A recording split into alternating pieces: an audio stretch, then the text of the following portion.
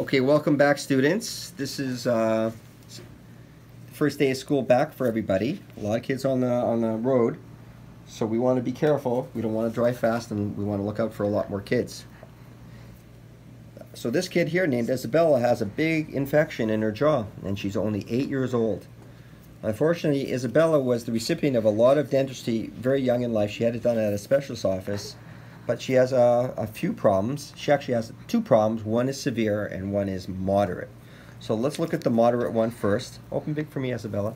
Let's go a little bit. And we see the moderate infection, and you can see that bubble there. So there was a filling done on this tooth, and the nerve died in it, and this is a baby tooth. The problem is that the infection here, open big, yeah, thanks. The infection that's here is intimate with the permanent tooth forming in her jaw right in here. So the permanent tooth is, let's say, in the first trimester of pregnancy, but you have an insult, meaning infection, full of all kind of pus and bad tissue that's intimate with that forming permanent tooth underneath. So what do? Well, that's not really for today. Those are other things we'll discuss at another time. But this is what she's in for today. And if we see here, she has really a very large infection. And she came into me last week. You can see the contour of it. Here's the flat tissue here. It's not infected here, but then it goes out.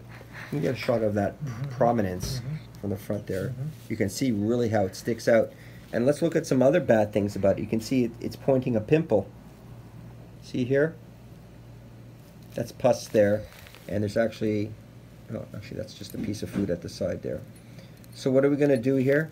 We're going to take this tooth out. We have to, because we don't want it to hurt her permanent tooth underneath there. Could there be some damage to her permanent tooth underneath there? Probably not, because she's only 8 years old. So we're probably, doing the right thing well, we are doing the right thing by taking it out. But will there be permanent damage? I think less of a chance. If she was 10 or 11, had this type of infection, maybe not either, because the tooth would be much more